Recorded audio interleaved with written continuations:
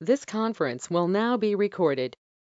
Okay, so welcome again. My name is Amanda. I am the Center Director at Brain Balance of San Diego and Chula Vista.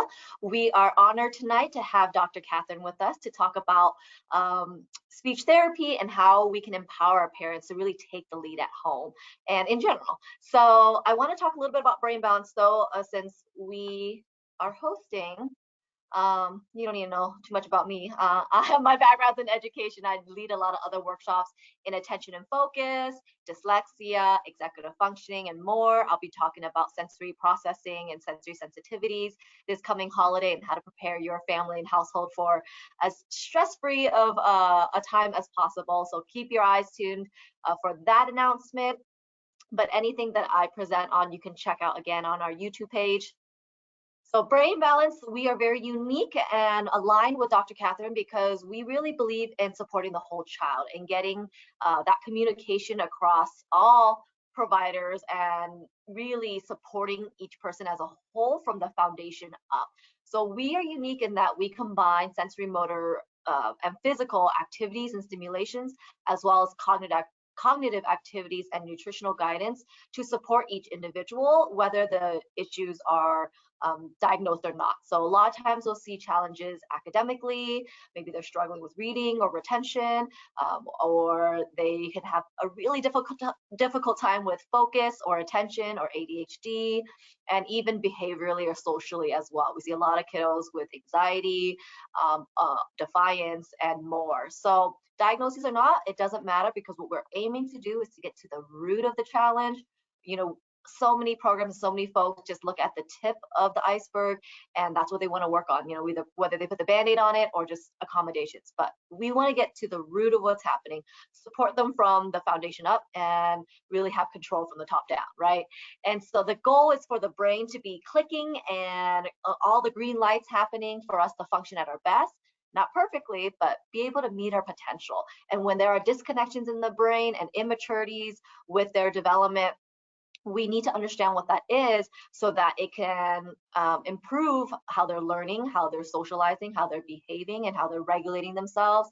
And a lot of times we'll have families come to us with a variety of different challenges, and we're able in our assessment to share a little bit more about what's happening underneath the surface. And Dr. Katherine tonight will talk more about specifically speech therapy services, which a lot of our students also receive either in conjunction or previously. And again, we are as a team can be so much more powerful, and we tend to be the first step in the process of needing services because we can build the foundation in that toolbox so that these other skills can be much more effective afterwards, right? Any other tools that they need afterwards. So stay in touch with us. We'll follow up with Q&A at the end. We'll follow up with you at the end of this presentation as well with a link to the recording. Another upcoming event that's really important to consider is what are you gonna do with all that Halloween candy? Well, once it's over, we know nutrition again is a big part of how we function. And so if you're not wanting to experience that sugar crash, get your kiddos to come to either of our centers in San Diego or Chula Vista, and we'll be able to exchange those candies for toys and activities and gift cards open to the entire family. So just come on by and just check us out on our website and register for that, okay? All right, without further ado, let me have Katherine take over controls. All right, go ahead and screen share, and then I'll hand it over to you. Just want to make sure you got it. Yeah, do I have presenter controls right now? You should. I didn't take it away. It's not letting me screen share right now. Got it. Ma'am, I'm making you a presenter right now. Okay, there we go. Thank you. Yeah.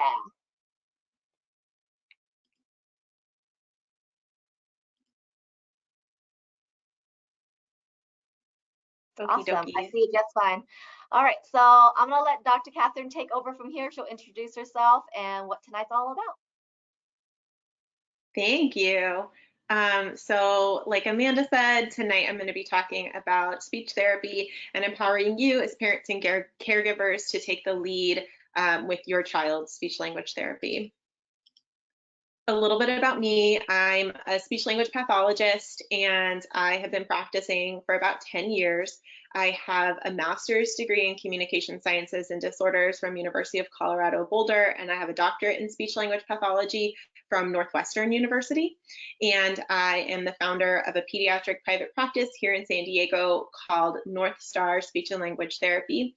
When I'm not working, I have my cat, who we spend a lot of time together. So if she jumps up to say hello in the middle of the presentation, don't mind her. And I also enjoy gardening and playing the ukulele. I have a whole lot of hobbies. So it's very fun. And a little bit about North Star. So I have worked in pediatric private practices in San Diego, as I said, for about 10 years. And I started North Star in 2020, in the middle of the pandemic, and I provide in-home speech language therapy and parent coaching in San Diego, and then online speech language therapy and parent coaching in California and Florida. The therapy that we provide at North Star is neurodiversity affirming, holistic, and really child family centered and research-based. And the beauty of it is that neurodiversity affirming child-centered therapy is research-based. And we also are partnering with the California Department of Rehabilitation through a grant to provide no-cost augmentative and alternative communication devices for Californians. So that's a program that North Star's excited to be a part of as well. So I kind of want to know a little bit about who we have here tonight. Amanda shared with me that there are questions about supporting children with speech sound disorders, dyslexia, language difficulties, autism. So it sounds like we have some parents and caregivers and some professionals. If you want to drop a little something in the chat and let me know a little bit about you, I'm really excited to hear about you as I share about myself as well. So if you want to type something, I will read it as I talk. And a little bit about what's coming up tonight. So we're going to start with talking about speech language therapy in general. It's a really, really broad field. So I'm going to try to give you a quick overview and kind of things to look for, when to reach out if you feel like your child isn't communicating in the way that you would expect them to.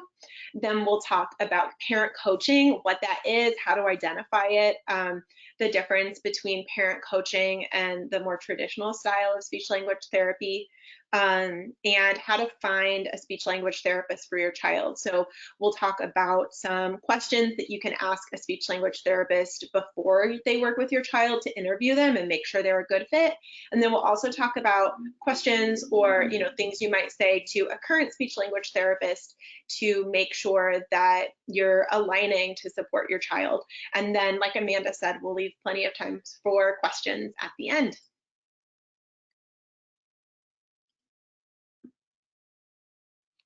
Thank you for those of you putting comments in the chat. It's really helpful to kind of see what everybody's looking for. So speech language therapy, it's a really broad field. Speech language therapists who work with children do a variety of things. We target speech sound disorder, which is when children misarticulate or say incorrectly certain sounds. So a child might say like a T sound instead of a K sound and say tat instead of cat. They might say a W sound instead of an R sound, like one instead of run. We also work with childhood apraxia of speech, which is a particular kind of speech sound disorder that causes difficulty motor planning the movements for speech. We work with developmental language disorder, which is when children have difficulty understanding or speaking words or sentences without another medical diagnosis that might be causing it. We work with language disorder caused by a known diagnosis, which could be anything from autism to hearing loss to Down syndrome. And we support children with social communication differences. This is something that I'm really passionate about as a neurodiversity affirming therapist, that these really are social communication differences, and how can we help somebody who has social communication differences be more successful? And augmentative alternative communication, another specialty of mine. The acronym for this is AAC, and AAC can help people who are non-speaking, difficult to understand, or go through periods of being minimally verbal. It can help them use something like pictures, an iPad, writing systems to be better understood. Speech language therapists also work with stuttering, so like repeating words or phrases, prolonging words or phrases, and much more. And I know that Amanda had mentioned to me that we had some parents and specialists who work or who either work with children or have children with dyslexia, learning disabilities, ADHD, and if you find the right speech language therapist, we can also work with those as well, language and learning disorders or differences. So a little bit about speech development, what to look for, what we would expect at different ages. So like I said, speech is the sounds that we say, and it's really normal for children as they're first learning to talk to make mistakes with the sounds that they use. And then as children speak more and get used to talking, the mistakes that they make with the sounds that they say decrease. So at about a year and a half, children are about 25% intelligible. We measure a child's ability to be understood by others through something called intelligibility. So this is the percent that the percent of what a child says that another person can understand. So by about 2 years, we expect a child to be about 50% intelligible, 75% by 3 years, and about 90% intelligible by 4 years. And typically by the time a child is 5 years old, we would expect them to be saying all the sounds in their first languages correctly. So I know that we also had some parents saying that they're interested in supporting their child with like a lisp, a lateral lisp, difficulty saying R, and you know, for some of those types of therapies, we would start at 3 or 4 or 5 years old. Another broad area of speech language therapy is language development. So children learn words right around the age of 1. And by 15 months old, the majority of children say between 1 and 10 words. By 18 months old, most children say between 10 and 50 words. And then right around 2 years old, we start to see this massive leap in the number of vocabulary words that children can say. That's because children have a very special set of skills that allows them to do something called fast mapping. And fast mapping is when a child can learn words very, very quickly. Maybe they only need to hear the new word 1 or 2 times before they learn to use it. And so that's where you'll see around 2 years old, between 50 and 250 words. And that's when children really consistently start to use 2-word sentences. By 3 years old, all the way up to 1,000 words is average, speaking in 3 to 4 word sentences. And then by 4 years old, the majority of children are telling stories with long sentences. By 5 years old, most children don't have any more grammatical errors in the way that they talk, but grammatical errors are expected until kind of 3 to 4 years of age. When it comes to starting speech language therapy, it's really the earlier the better. So if you have concerns about your child's communication skills, it's a great idea to contact a certified speech language pathologist as soon as you have concerns, because then they can do an evaluation, let you know where your child's speech and language and communication development is at compared to other children their age, and you can start to get support. Some of the reasons to get support as early as possible is that studies suggest that communication difficulties can lead to more severe tantrums in toddlers. We know that social relationships are really important at all ages, and social relationships are really built upon communication, not only verbal communication, but nonverbal communication. Ability to communicate successfully in social relationships also impacts a child's confidence. speech language skills are really important for reading and writing skills because you need to be able to sound out words in order to spell and or do early reading skills. And if the sounds that you're producing are incorrect, then you're going to have a really hard time sounding out words. And if you're not understanding words properly or not speaking words, like you can't produce words, then reading and writing will also be difficult. And reading and writing skills are obviously really important for academic success, particularly by the time a child reaches 3rd grade. The reading and writing focus in school really changes. Prior to 3rd grade, the focus in school is on teaching children to learn to read and write. And then after 3rd grade, children learn by reading and writing. So really, the sooner you can get support for your child if you have concerns, the better.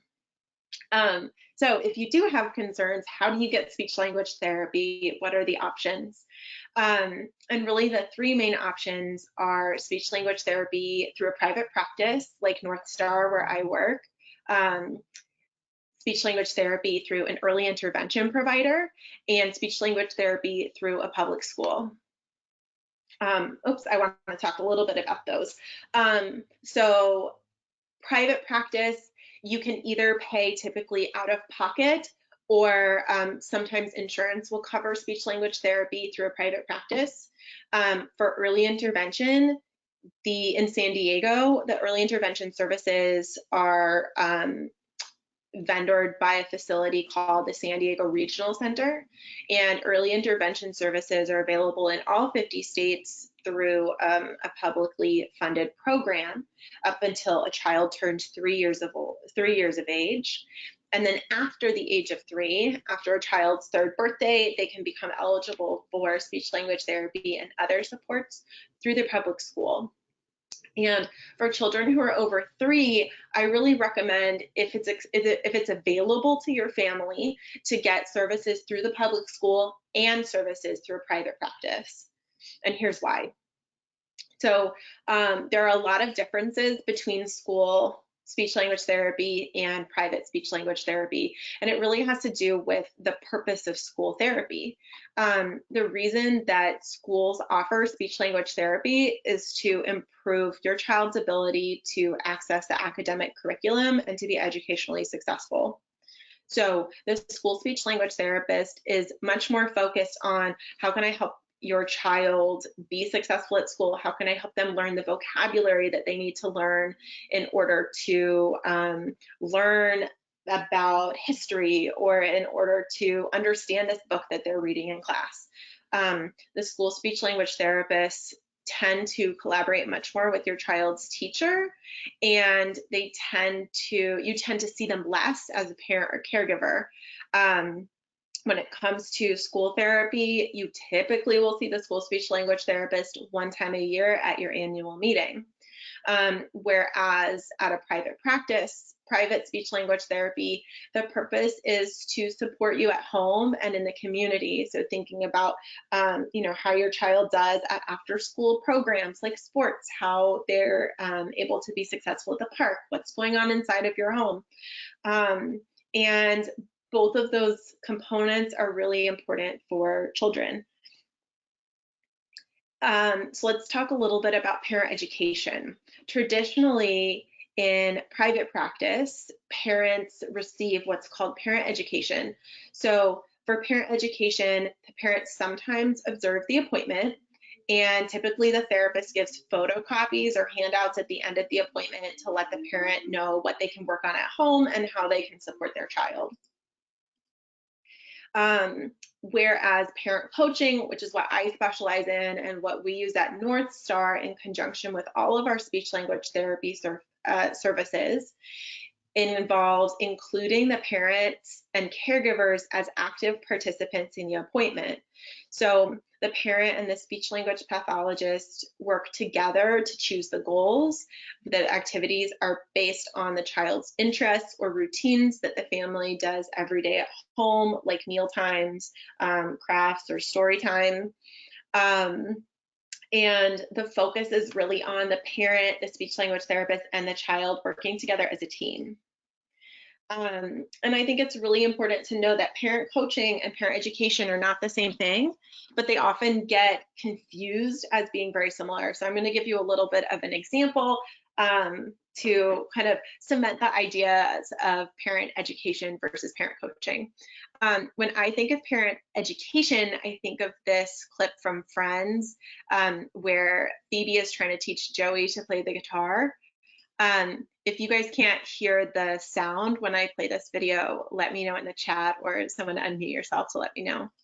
All right, Phoebes, I am ready for my first lesson. Okay. Oh, no, you don't touch the guitar. No. First you learn here, then you learn here. Okay. Okay. Lesson 1, chords. Now, I don't know the actual names of the chords, but I made up names for the way my hand looks while I'm doing them. Home today, I stopped by this guitar store, and Did you touch any of the guitars while you were there? Did you? no. Give me your hands. Strings.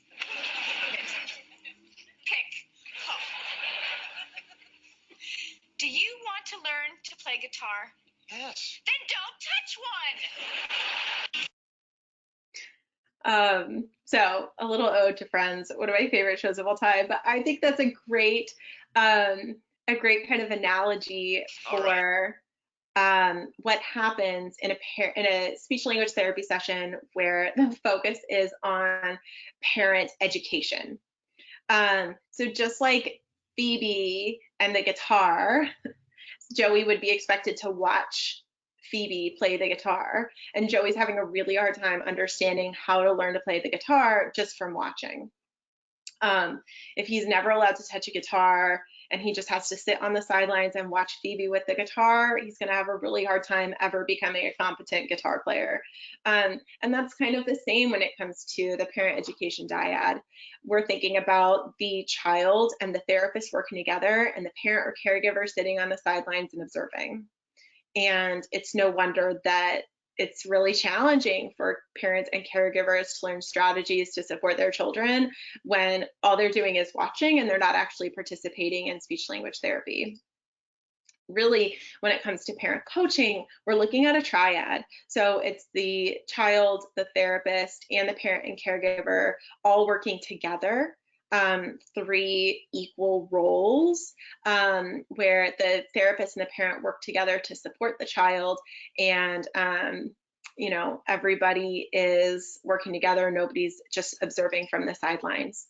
So here's a little bit of an example of a video of me doing parent coaching with a parent, and this is shared with the family's permission. Oh my gosh. Okay, let me add another sparkly star because I heard your G right there at the beginning. We're going to do it 4 more times. Ready? Glass. That was a really good try. I heard you use the front of your tongue. Try with the back of your tongue. Glass. Hey, you did it with the back of your tongue. Okay, we're going to do 3 more like that. This time, try to copy Mom. Mom's going to say glass, and then you copy her. Ready? Look. Glass. Very good. Okay, you're going to do 2 more with Mom.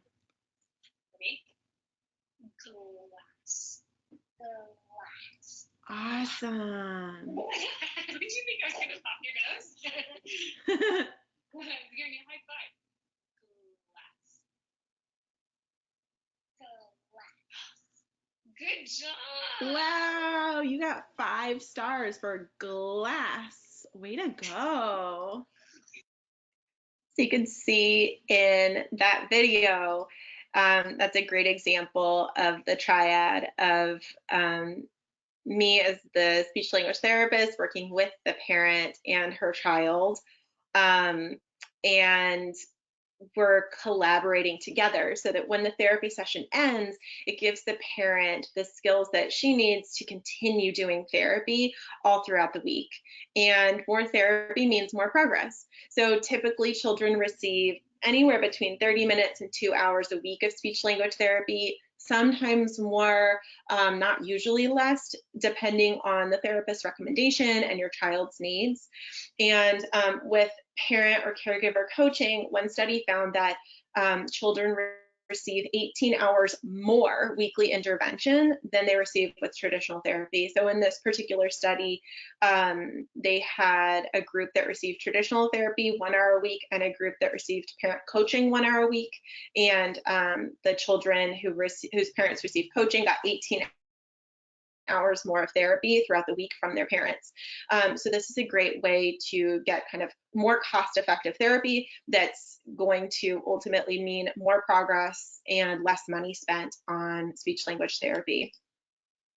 Parent coaching speech language therapy that's child-centered is also really functional. And I know we had a few questions about how to motivate children to participate in speech language activities.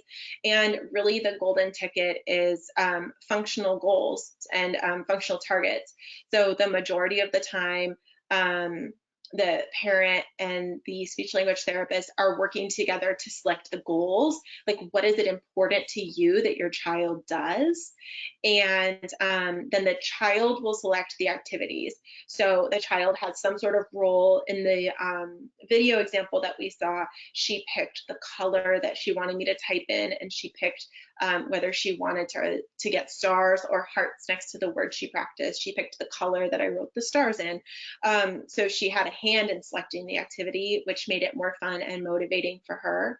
And for younger children, the therapy is very, very play-based, where we're working on the goals that the parent and the speech language therapist picked. And they are targeting that through the child's interests and you know, their favorite toys or their favorite book.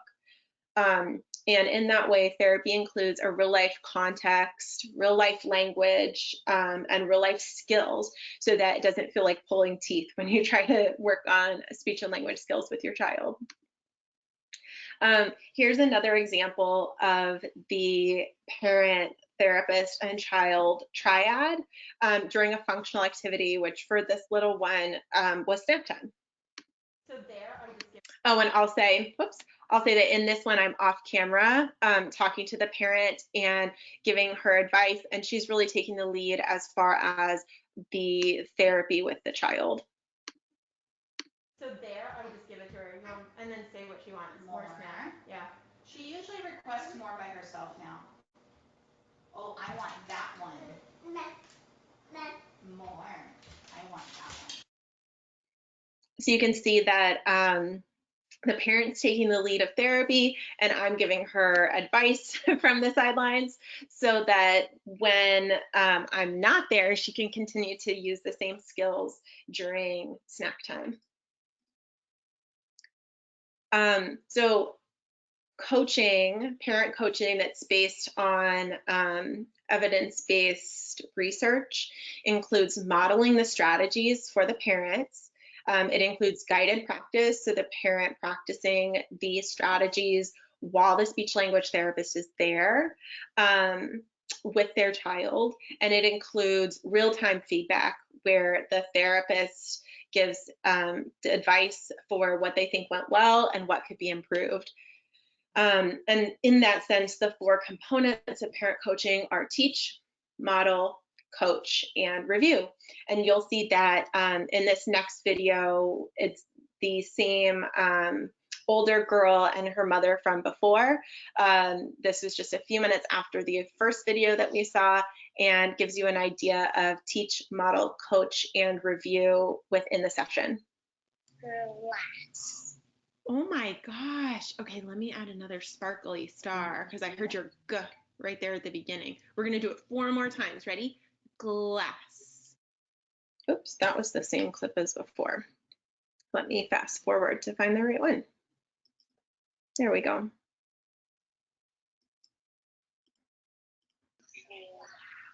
Great. Yeah, you did it. You did do it at the same time. You could do this time, Sarah, let's try and make it like a little more, like try it a little faster and see if she can maintain the accuracy. Okay, ready? Watch me.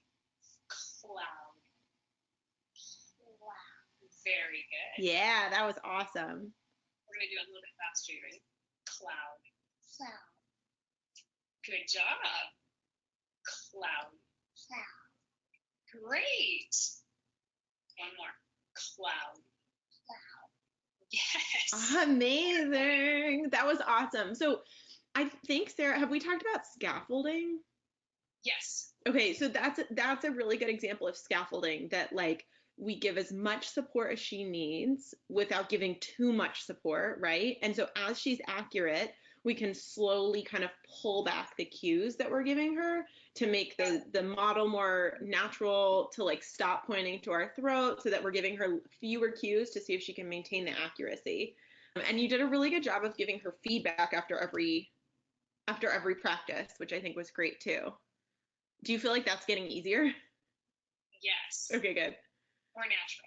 Good, yay. That's what we want, right? So that's an example of teach, model, coach, and review as part of a parent coaching session, so that, like I said, the parent leaves knowing how to support their child with the skills outside of our therapy time.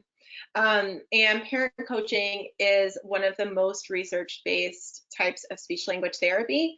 And it's very evidence-based for early intervention with children under the age of 3. But I believe that it's also very effective with older children. We just don't have a lot of published research to support that yet. So then the next question is, if this is the most evidence-based type of speech-language therapy, don't all speech-language therapists use research-based strategies like this? And you would hope so, and many do, but the reality is that it's really difficult as a professional to keep up with research. New research is frequently being released, and like we're talking hundreds or sometimes thousands of articles a month. And it can be really expensive for a professional, and also very time consuming to access the new research. And it can also become really difficult to understand the research because research is complicated, and it can be challenging if you're finally able to access it to actually comprehend what you're reading. And what a therapist learned in grad school quickly becomes outdated because so much new research is being released each month. So I think I mentioned I went to graduate school 10 years ago, so from 2009 to 2011, and some of what I learned is still applicable, but and that was right when parent coaching was coming out. But even then, I was still taught to have parents observe, not participate. So if a therapist if they don't have the time or the resources to keep up with the research, it can be really challenging to ensure that they're using research-based strategies in speech-language therapy. And I think one of the other things to consider is that, like I mentioned earlier, speech-language therapy is a very, very broad field. So there are many different skill areas that speech-language therapists can support with. And if a speech-language therapist generalizes and tries to work on everything, there just isn't time to study all of the areas in depth. So that's why I really recommend to parents that you find somebody who specializes in the area or areas that you want your child to get support in. So for example, I specialize in early intervention, so working with children under the age of 3. I specialize in language support for people with language disorders who are autistic and neurodiverse or neurodivergent. I specialize in augmentative and alternative communication, and I specialize in speech sound disorders and childhood apraxia of speech. And I know that sounds like a lot, but those are all very related areas, and there's a lot of overlap between those 5 specialties. And there are certain areas like stuttering that I refer to other specialists for, because I don't have time to read all the research to know what is best practice in every single area of speech language therapy. So when it comes to picking a therapist, you really want to find somebody who specializes in whatever concerns you have for your child, so that you can be sure that they really know that area well and they're up to date with all the research. Another reason that it's really challenging to use research-based strategies as a therapist is that companies whose strategies and tools are not based on research spend a whole lot of money to market themselves to parents and therapists. I frequently get asked if I am trained in certain techniques that are not based on any science, but the companies promote these techniques to parents, and parents seek out therapists who are trained in them, even though they're not research-based. And because of the marketing strategies of these companies, many therapists don't even realize that the techniques they're using aren't based on quality research, again, because research can be so hard to access. So a few reasons why, when it comes to picking a therapist, it's really important to ask questions and interview them to make sure that it's going to be a good fit. On average, it takes 17 years from the time research is published for the research evidence to actually be used in clinical practice. So it's going to be important to find somebody who's ahead of that 17-year curve so you can get the best support for your child. When it comes to finding the right speech language therapist, we talked about kind of the 3 options for getting your child therapy. There's early intervention, public school, and private practice. We're going to talk about early intervention first. So I mentioned before the organization that provides early intervention services in San Diego is called the San Diego Regional Center. If you have a child under the age of 3 and you want to find out if they qualify for speech language therapy, you can contact the San Diego Regional Center. Their website is on this slide, www.sdrc.org, and you can request an evaluation for your child. The really cool thing that I think not a lot of people know about the San Diego Regional Center is that they don't have any therapists on staff who provide therapy. They vendor their therapy out to private practices in the area. So for example, I'm a vendor with the San Diego Regional Center. And when you go to the San Diego Regional Center, you can request a specific therapist or request a specialist related to the areas that you're concerned about for your child. If you don't request a specific therapist or you don't talk to them about finding a therapist who specializes in the areas of concern, then your service coordinator will find you just a random therapist who's available, which sometimes can be a really great fit. And sometimes you might find somebody who's very generalized, which can be a challenge. At school, if your child is over the age of 3 and you want to see if they can qualify for speech language therapy services at school, you'll contact your local school district to request an evaluation for speech language therapy. And school speech language therapists, because of the nature of the job, tend not to specialize. Occasionally they will find a specialist in the schools, but because most of the time it's a single speech language therapist at a school, they have to have knowledge in many different areas of speech language therapy so they can support all the children at the school. And at school, speech language therapy is also typically done in groups. So again, a little bit different from early intervention therapy under the age of 3 and private practice therapy. When you're looking for speech language therapy at a private practice, again, you want to look for a speech language therapist who specializes in the areas you want to focus on for your child. Sometimes health insurance covers speech language therapy, and sometimes you might have to budget for speech language therapy out of pocket. And then we also have to consider the location. So you'll usually now have the option for online therapy, particularly with a private practice. Some private practices offer in-home speech language therapy, and some offer it in a clinic. So you go to their office, and then school speech language therapy. So I'm going to just talk about the pros for some of these different areas and why you might choose one of these locations for speech language therapy for your child. Online therapy is awesome for parent coaching. I think that kids, they're not quite as zoomed out yet as we are. And so I still, like you saw in the video of the mother and the little girl who were sitting at the desk, and we were working on sounds. She's always super engaged in speech language therapy. I also work with children for online therapy who the parents set up the camera in the corner on the desk and they play in the playroom. So a nice thing about online therapy is that your child's at home without the distraction of seeing someone else there. And so the therapist gets a true idea of how your child communicates and behaves at home. We get to see what kinds of toys you have and how your child likes to play with them. And it also is a really, really nice option for working with a specialist who isn't within driving distance of you.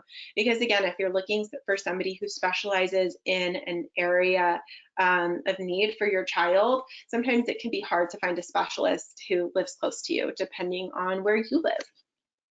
In-home therapy is also an option. This is something else that we offer at North Star. So similar to online therapy, you can use your child's own toys during therapy.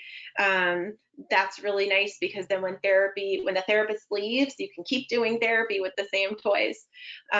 You can participate in daily routines, like we'll do meal times or brushing teeth, potty training, all sorts of stuff as part of in-home speech language therapy. And the therapist gets a true idea, again, of how your child communicates and behaves at home. In-clinic therapy can have, oh, sorry, Stacy said she feels like the description for this workshop was misleading. Stacy, if you have other questions, drop them in the chat and we can talk. I'll try to answer your questions as well. We'll have lots of time though at the end. Yeah. So in-clinic therapy has fewer distractions than in-home therapy and opportunities to use lots of new and different toys, books, and activities, and the opportunity to connect with other children and other parents.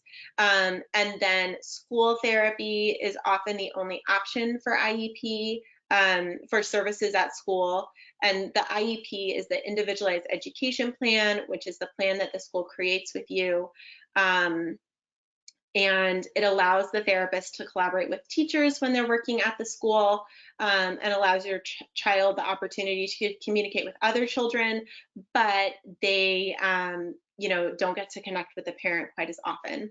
So now we'll talk a little bit about how to find a speech language therapist and the types of questions that you might ask a speech language therapist to determine if you feel like it's going to be a good fit for your child and your concerns.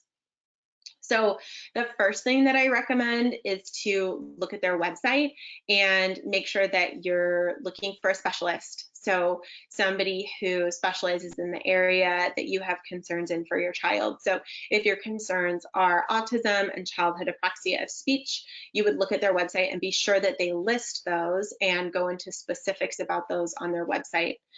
You'll look for language that aligns with best practice.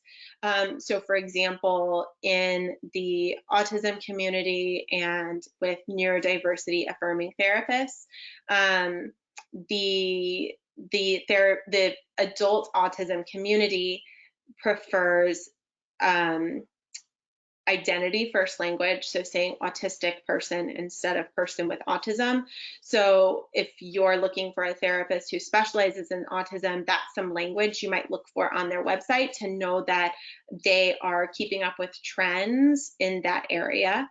And you might also look for resources that give you more information about what they're doing and why, because we want to make sure that there's a method behind the madness.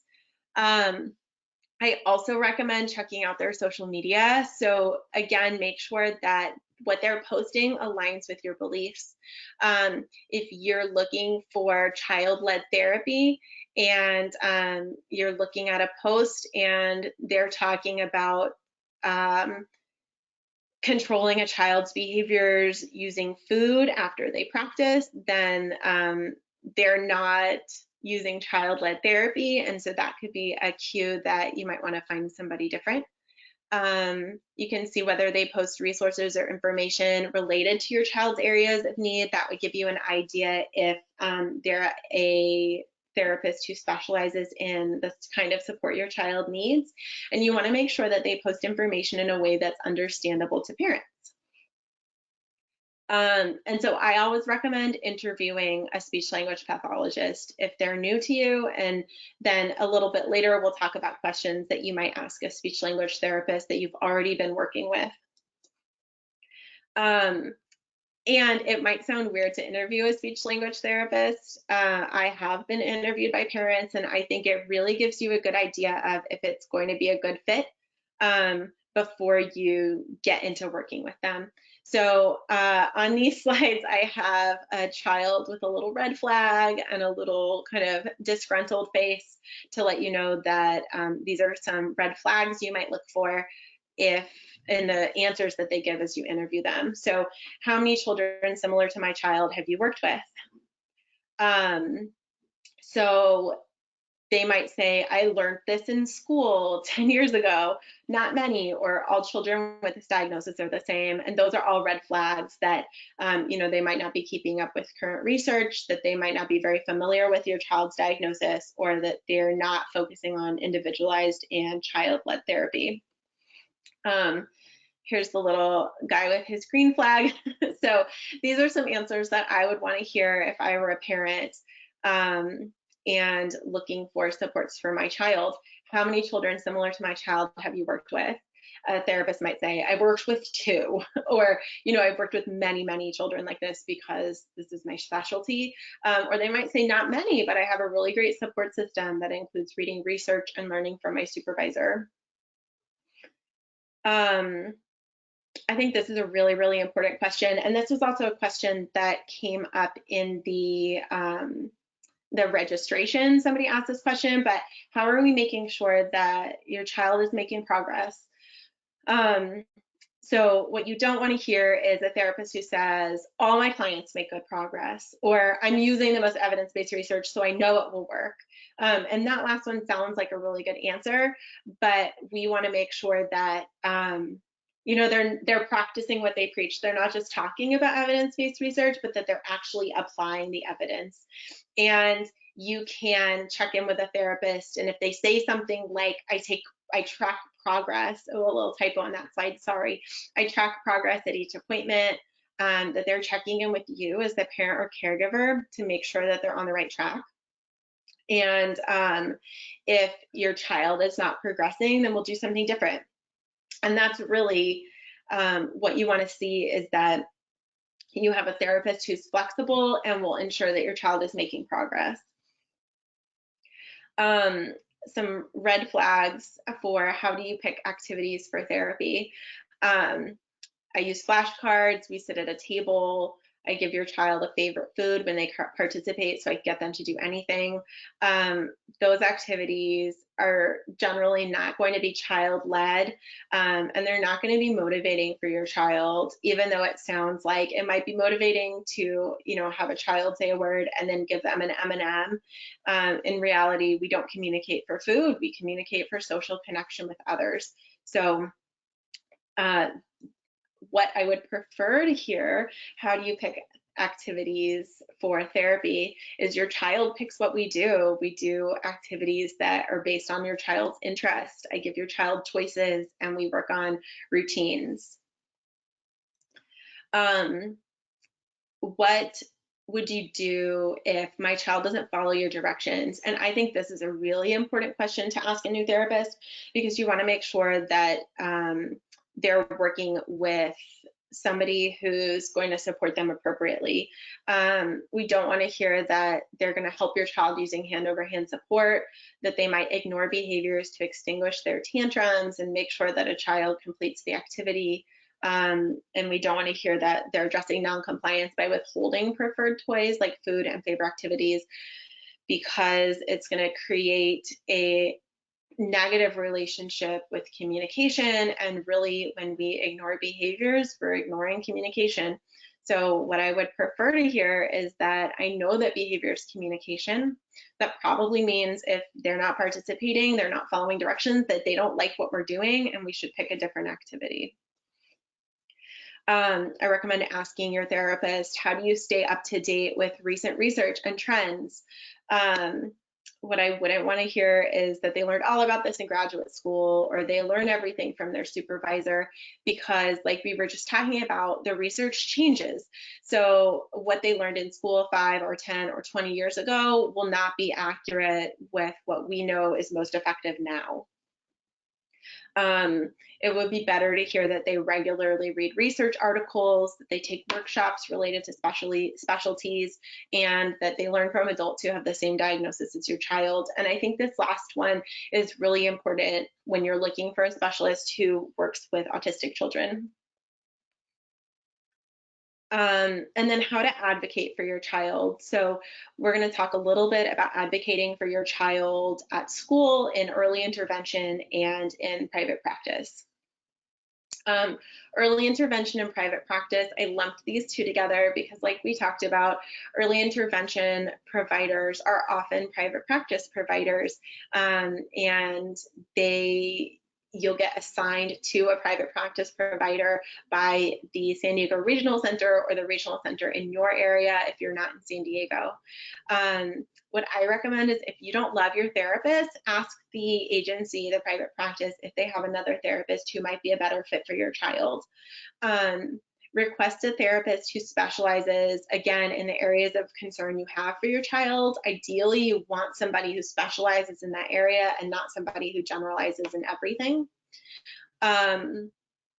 And definitely give the therapist and the organization feedback about what works and what doesn't. They should be able to take that feedback and apply it to your child. And then if you feel like you're not getting anything back and you're seeing no changes and you're still feeling frustrated, you can always change to a different practice. And you can change to a different practice whether you're referred from an early intervention agency, or whether you're referred to a private practice through your insurance or paying out of pocket. There's nothing preventing you from changing.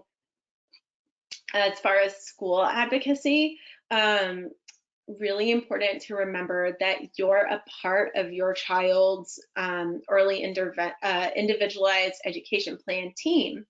So the school team doesn't get to make all the decisions without you, because you're a member of that team.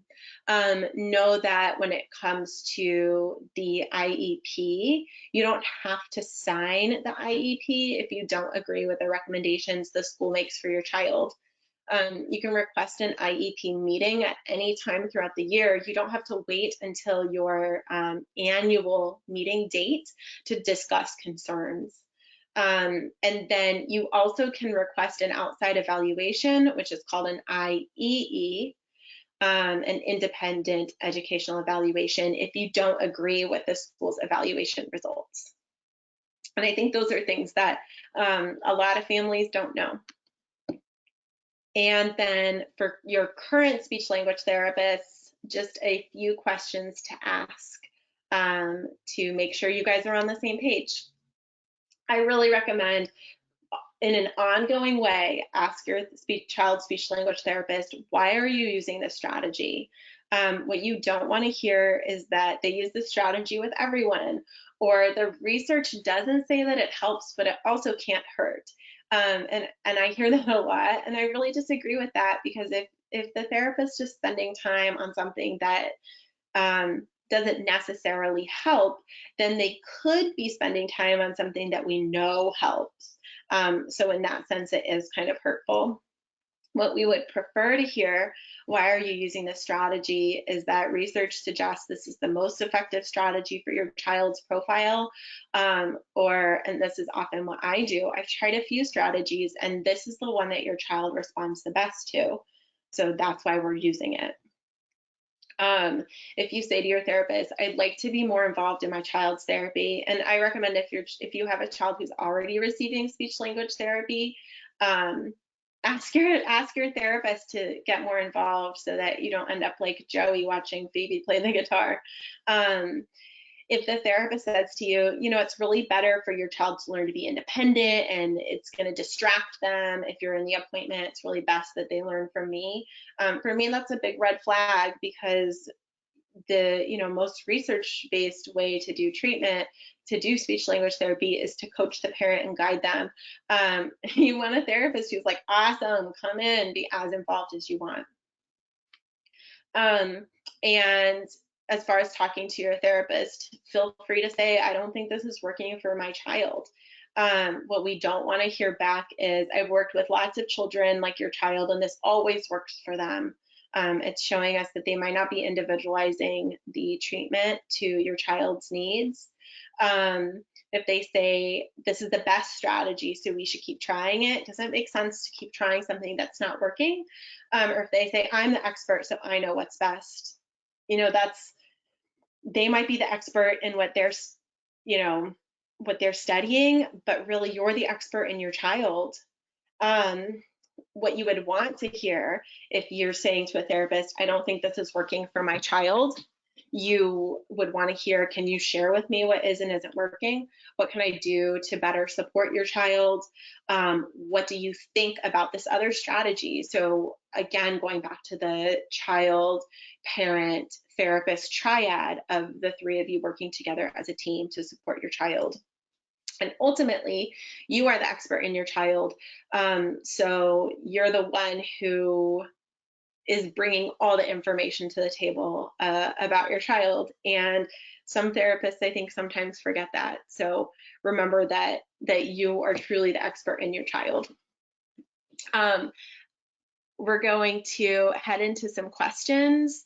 I see that there's a lot of questions in the chat, so just give me a second to kind of read through some of those, or I don't know if Amanda and or Kenny were going to moderate the questions, but if you are, you can feel free to jump in now. Hello, thank you, Miss Katherine. I thought that was really helpful. I know when I was first learning about speech and language services, how confusing it was, because it is quite broad. So I appreciate you summing it up and then providing, these parents a better understanding of what to look for and what to ask to truly empower them to take charge and the best, most effective treatment for their kiddos, whatever the struggle may be. And as you described, there's a lot that you all can do. So together we're stronger, right?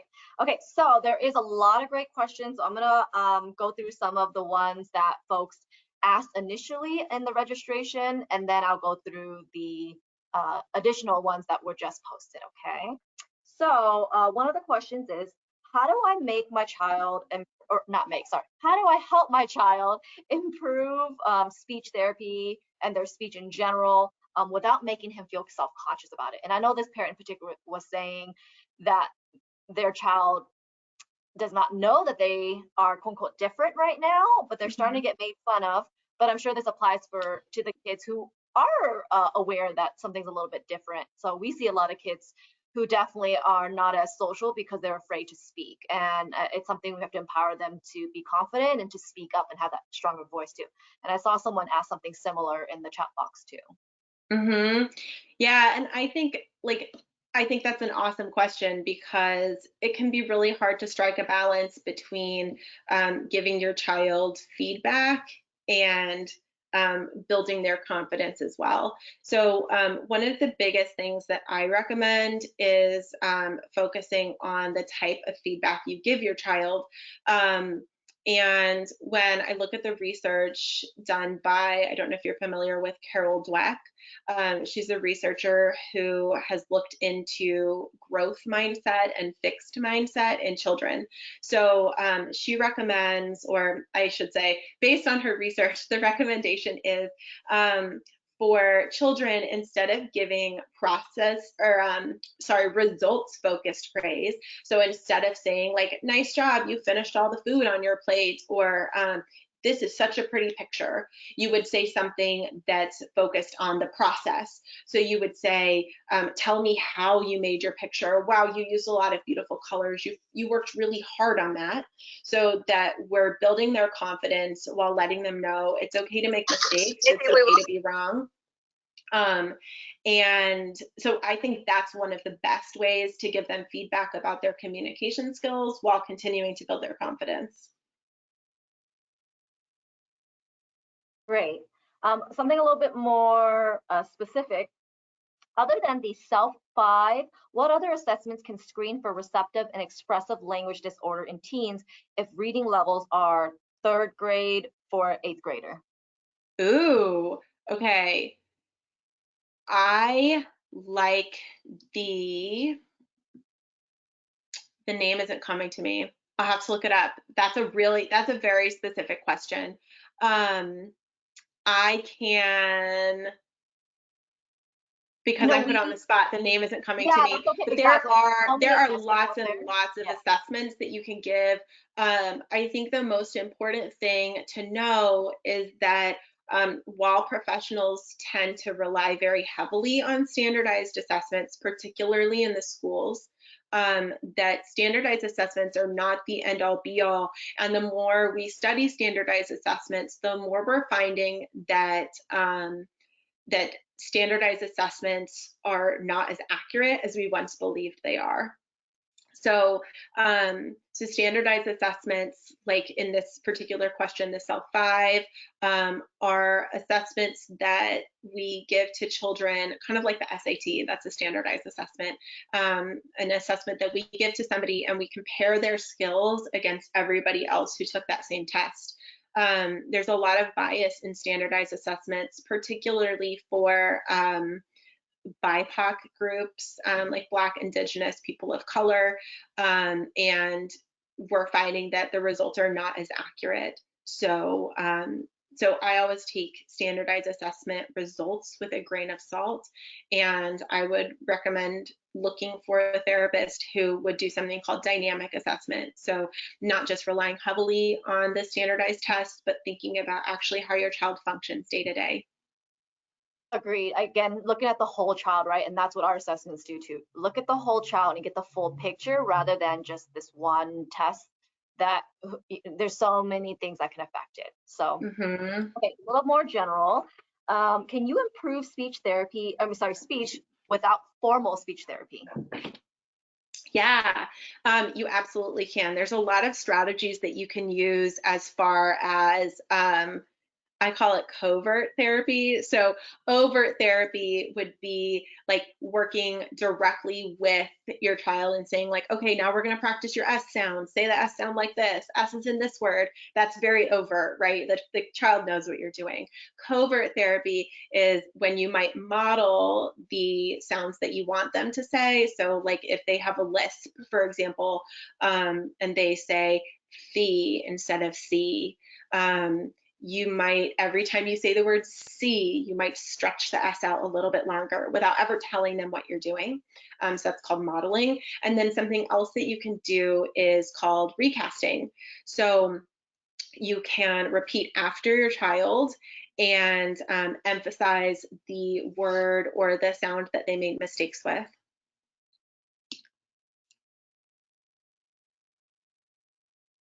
I love it. I call it the Jedi mind tricks.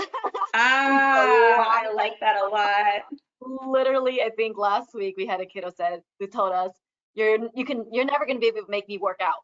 And then as soon as he said that, we looked at him, was like, didn't we just work out though? And he had to think about it, like, oh, because we do a lot of modeling and fun, and yet we're training their brain and focus and their speech, right? It's all related. So those Jedi mind tricks, all right? Okay, is there hope that my child will speak like a neurotypical child?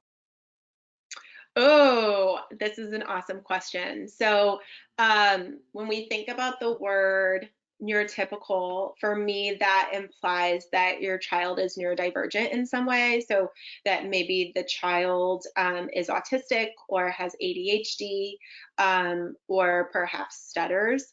So really what we're coming to learn about neurodiversity, neurodivergency, is that there's nothing wrong with being neurodivergent.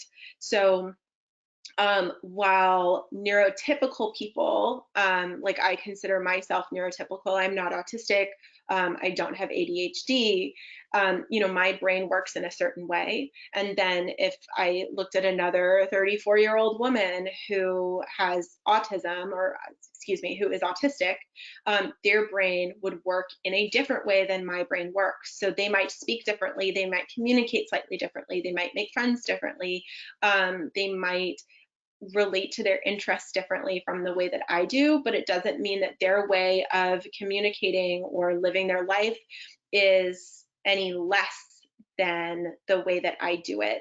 So I typically recommend, if you have a child who's neurodivergent in some way, and this can be a really long process, and has taken me years to really understand this as a provider, but to try to think about your child as being different from neurotypical children, but also that different is not bad. So a lot of neurodiverse people or neurodivergent people might not speak the same way as a neurotypical person, and that's not a bad thing. Totally agree. For us, as long as the kiddo's not struggling, that's our main thing. I think there's so many strengths to those who are neurodiverse, and we have to celebrate that. So thank you for sharing that. Okay, so another question is, there's a child in kindergarten receiving speech therapies, particularly for articulating S's, even though this child also has trouble with R's, the TH, the, etc., but was told that that's for 7 years and up, right? So the therapy is they can't do that now. So yeah, what do you recommend? yes. Private assessment, or not assessments, private speech therapists outside of school? Yeah, I always recommend, if your child's getting speech language therapy at school, to also see a private speech language therapist for some of the reasons that we talked about in the presentation. But additionally, that in school, typically for like an S, they're not going to get more than 30 minutes of therapy in a week, and that's usually in a small group. So it could be anywhere from 2 to 5 kids in a group, and the therapy will still be individualized, but it's way less time for the child to practice, whereas in a private setting, they would get one-on-one therapy, maybe even up to an hour a week, and it would typically include parent coaching and parent training so that you can work with them at home. And also the criteria for qualifying for therapy at school is different from what we would recommend at a private practice. So usually we would expect a child to say all sounds correctly by the age of 5. If your first grader would probably be between 5 and 7. If they're, I just saw a great question in the chat. Sorry. So if your 5 to 7-year-old is saying sounds incorrectly, they shouldn't be. 5 to 7-year-olds, once a child is 5, they should be saying all of their sounds correctly, even the more challenging sounds like R and TH. So I think a therapist in a private practice setting would probably work on all of those sounds, even though that child doesn't qualify for services to work on those sounds at school. Okay, how effective do you think speech therapy is right now with masks on? Oh my gosh, that's such a great question. I think it really depends on your child. I know that Stacy was mentioning in the chat that she was hoping for a little bit more information about childhood apraxia of speech. And when we think about speech sound disorders, there are many different kinds, and the kind of speech sound disorder your child has really will impact how successful speech language therapy can be when you're wearing a mask. So for the majority of speech sound disorders, the ones that are more common, like a phonological impairment or an articulation disorder, those are linguistic-based speech sound disorders. So they're based on the words and the rules that govern words as we speak. So if you can't see my mouth, you can still hear the words that I'm saying. The sounds might be a little bit changed, but overall, you can figure out what the sounds are. And so for children with a more common speech sound disorder, they can be very, very successful in speech therapy when the therapist and the child and the parent are wearing a mask. For children with childhood apraxia of speech, the research suggests that it's vital that they see a model of somebody's mouth moving to say sounds correctly. And it's really, really challenging for a child with childhood apraxia of speech, particularly if they're more impacted by childhood apraxia of speech, to learn to say sounds and practice the speech movements without seeing somebody's mouth. So that's going to be a really important cue, which obviously is a challenge with COVID land.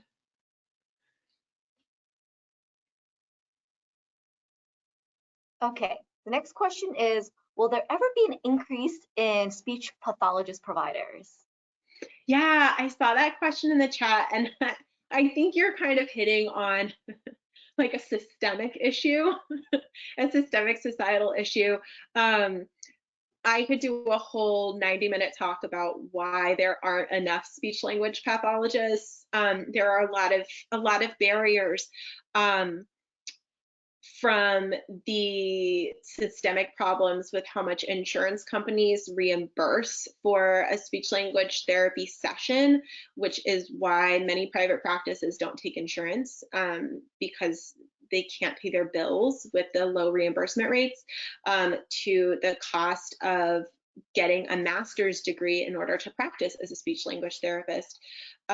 So there are a lot of barriers, and I think one of the nice things about about COVID is that it's made online therapy much more common and accessible. So if you're having a hard time accessing a speech language therapist in your area, you might consider looking for a speech language therapist who offers online therapy so that you can still get support, even if it's not in person. And then along those lines, do you think that's why some speech language pathologists don't have to be part of, say, IEP meetings? Ooh, I'm not sure. I think so. I worked in a school many years ago, and in general, when I wasn't a part of an IEP meeting, it was either because the parents didn't have any questions about the speech language therapy services, or they were so much more concerned about some of the academic supports.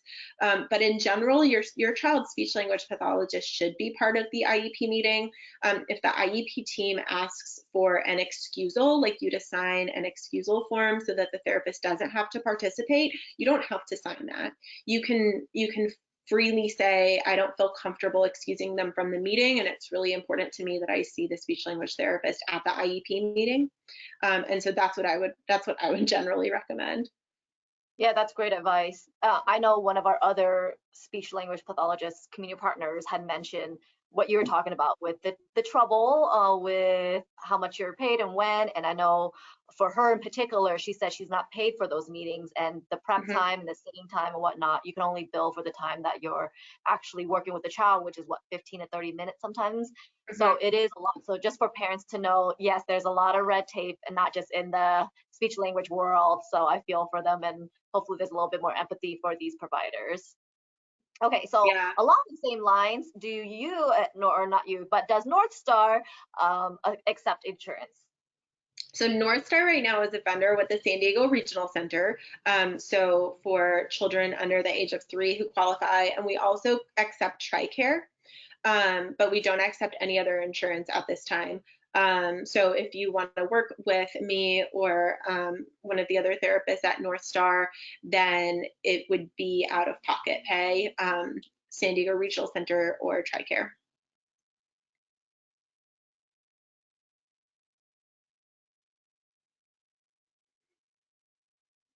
Great. I think you kind of answer this, and I think I can answer this too. The question was kind of what if your kids have different needs, basically comorbid challenges like autism and dyslexia?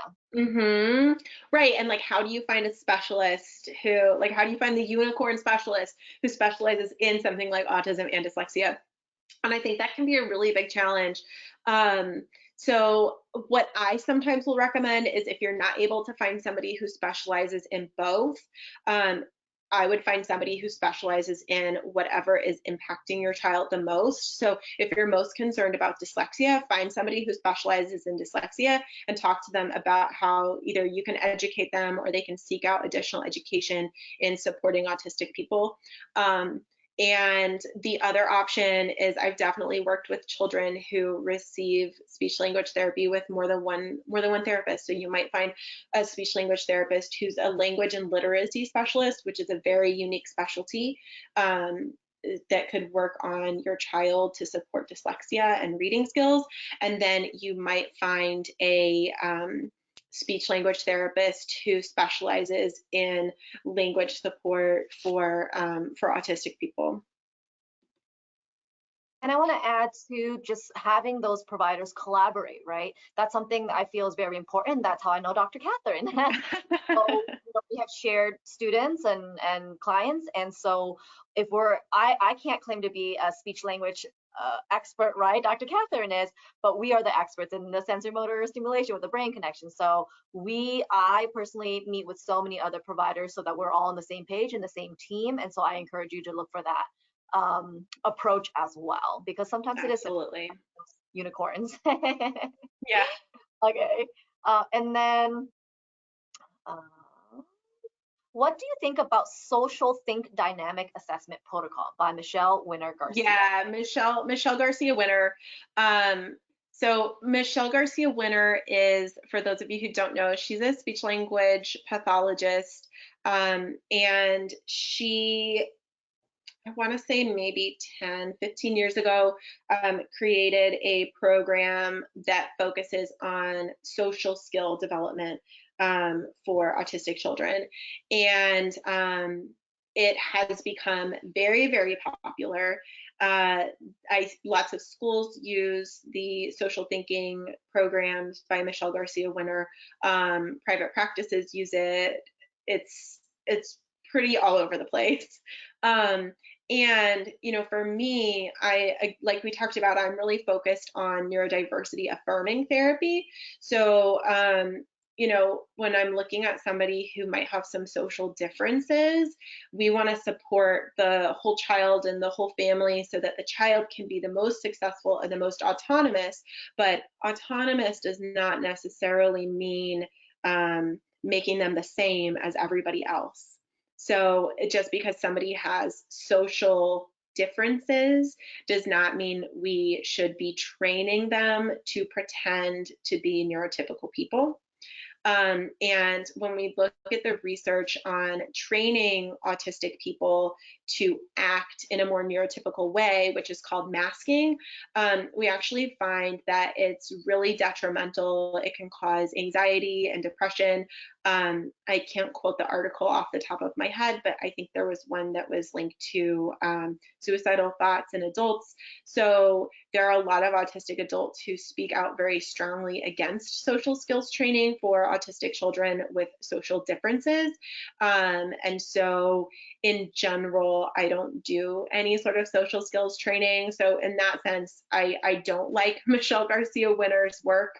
I think that her dynamic assessment protocol, which I know Veronica asked about, I think can be helpful for noticing kind of behaviors. I love that it's dynamic, but we're not really critiquing the way that neurotypical children engage with others in quite the same way as we do for neurodivergent people. And so I don't think it's a very accurate representation of somebody's true social skills either. Okay, there's a couple other specific questions. So if anybody else, we are starting to wrap up in the last just under 10 minutes now. So just make sure you get your questions in, and please note that you can ask your questions privately if you are more comfortable that way as well. And if there's anything else that you want us to ask Dr. Katherine, you can always email us and we'll make sure we pass all that information along. She can follow up with you as well, okay? So a couple of specific questions.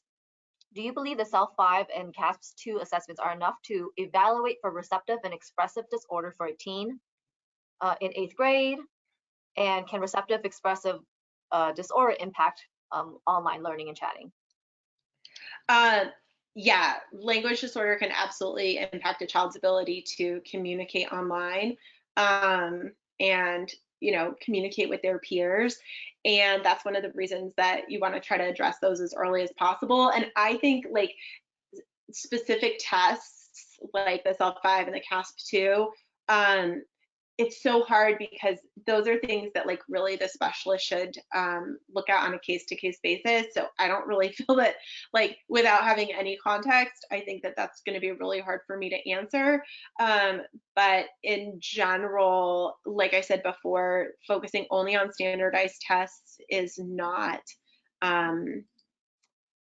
is not the most accurate way to measure communication skills, but it's something that I believe, Veronica, you said you work in a school. It's something that schools rely very heavily on, and they use that as criteria to qualify for speech language therapy as well.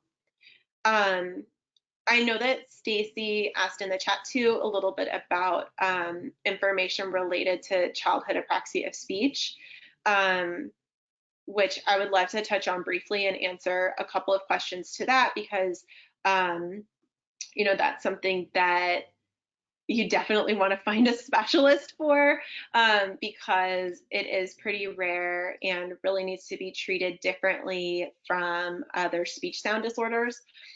So Stacey, I think you asked specifically about effective techniques. Really depends on a child's age, but I would look for a speech language therapist who specializes in or is familiar with or is trained in a technique called dynamic temporal and tactile cueing, DTTC for short, or rapid syllable transitions. It's called REST for short.